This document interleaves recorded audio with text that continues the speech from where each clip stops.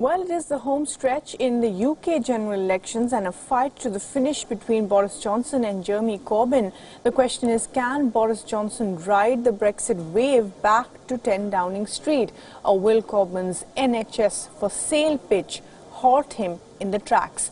The last round of campaigning is always the most hard-fought, and the United Kingdom is no exception. Boris Johnson was seen driving a bulldozer through a wall of foam bricks with the words gridlock written on it. And in his last campaign speech, he had only one message: break the Brexit deadlock. Using infrastructure, education and technology to bring the country together. We have a vision of a united kingdom. Jeremy Corbyn would divide our kingdom. And I can tell you this, we can do all of this as One Nation Conservatives whilst not putting up your taxes. But there is trouble brewing for Boris Johnson. He is now being accused of politicizing the horrific knife attack on London Bridge, and that too by the father of one of the victims. Where most of us were watching this and seeing a tragedy unfolding in front of our eyes, instead of seeing a tragedy, Boris Johnson saw an opportunity and he went on the offensive.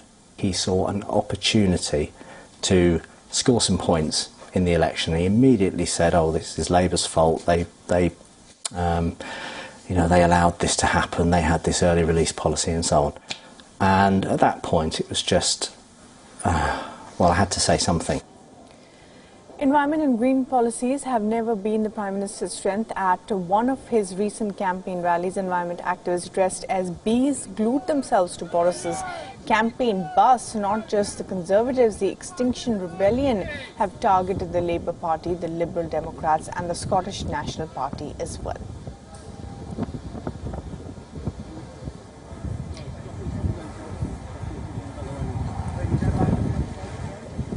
Now, what's Boris Johnson's rival Jeremy Corbyn up to? Well, he's making paper reminders with children at primary schools across the country. Throughout the campaign trail, leaders have mixed the Christmas cheer with stiff electoral canvassing. See, did you make this one? I would encourage everyone to vote Labour in the election. We've put forward a manifesto, a comprehensive programme for this country. It's a fully costed and funded programme, and it will end the injustices and inequality and poverty in Britain and invest for the future. We're not into coalitions or tactical voting. We are determined to win this election.